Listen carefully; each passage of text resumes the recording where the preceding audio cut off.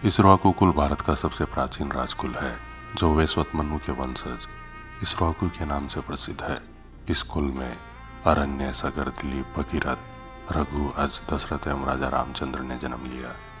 राजा रामचंद्र के दो पुत्र हुए, लव तथा कुश, जिनके वंशजों ने भारत भूमि के विभिन्न भागों में अनेक नगरों की स्थापना की तथा कई राज्य स्थापित किए। लव कुश में से कुछ बड़े थे। विभिन्न पुराणों में कुश से लेकर सुमित्र तथा सुमित्र से लेकर सिंहरथ तक की वंशावलियां कुछ अंतर के साथ मिलती है। इसी वंश में विक्रमी संवत 625 ईस्वी सन 568 के लगभग गुहिल नामक प्रतापी राजा हुए। आगरा से भूमि में गड़े हुए चांदी के 2000 से भी अधिक सिक्के मिले हैं जिन पर इस राजा का नाम अंकित है। नरवर से भी चांदी का एक ऐसा ही सिक्का मिला है जिस पर श्री गुहिलपति लेख मिला है।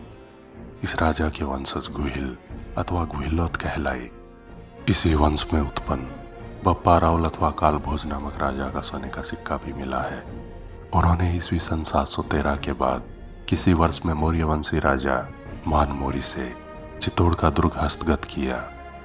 बप्पा रावल के बाद मेवाड़ में कई राजा हुए जो नागदा तथा आहड़ आदि को अपनी राजधानी बनाकर राज्य करते रहे। गुहिल राजा अपने राज्य के विस्तार के लिए अपने पड़ोसी राजाओं से संघर्ष करते, लड़ते भिड़ते आगे बढ़ते रहे। इस कारण उनका राज्य कभी आगरा के पास दिखाई देता तो कभी खिसक कर 400 होता हुआ गुजरात में चला जाता। कभी कभी तो गुहिलों का राज्य सिमट कर इतना छोटा रह जाता कि किसी तरह अस्तित्व भर बचा रहता था। इतना होने पर भी रघुवंशी गुहिल राजाओं का आदर्श प्राण जाए पर वचन न जाए बना रहा। इस वंश के राजा स्वतंत्रता के अनन्य पुजारी थे। वे हिंदू धर्म के रक्षक थे और हिंदू धर्म पर आने वाले किसी भी संकट को राष्ट्र पर आया हुआ संकट जानकर बड़े से बड़े शत्रु के सामने जा डरते थे। 12वीं शताब्दी ईस्वी में इस वंश में रणसिंह अथवा कर्णसिंह नामक राजा हुए। कर्णसिंह से गुहिलोतों की 2 शाखाएं निकली। एक शाखा रावल कहलाती थी जिसका चित्तौड़ पर शासन था और दूसरी शाखा राणा कहलाती थी जिसका सिंसोदा की जागीर पर अधिकार था। इस प्रकार गुहिल राजवंश लगभग 6वीं शताब्दी ईस्वी से राष्ट्र की रक्षा एवं प्रजा का पालन करता आ रहा था।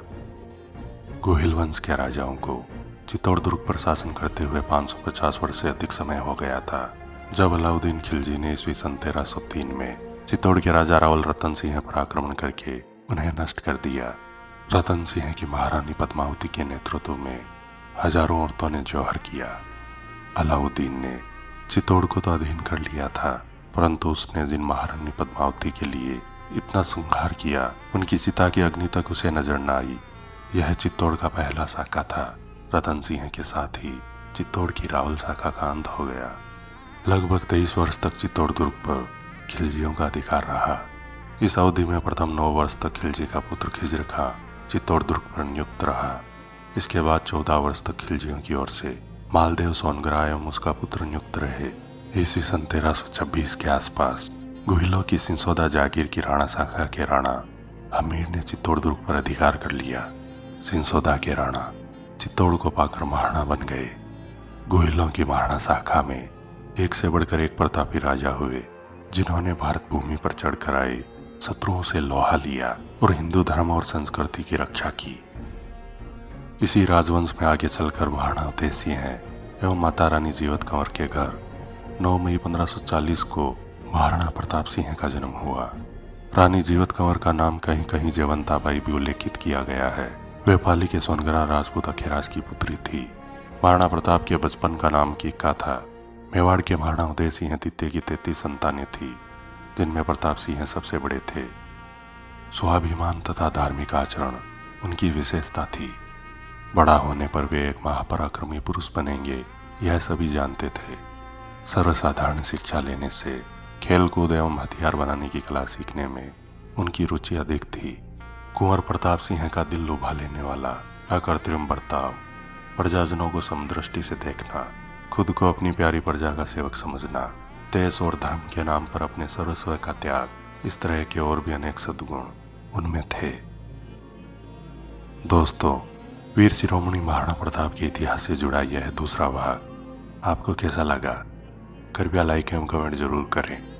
मैं विजय राठौड़ जल्द लौटूंगा इतिहास से जुड़े रोचक एवं रोमांचक वीडियोस लेकर जुड़े रहे हमारे चैनल स्टन्स फैक्ट्स इंडिया के साथ। धन्यवाद।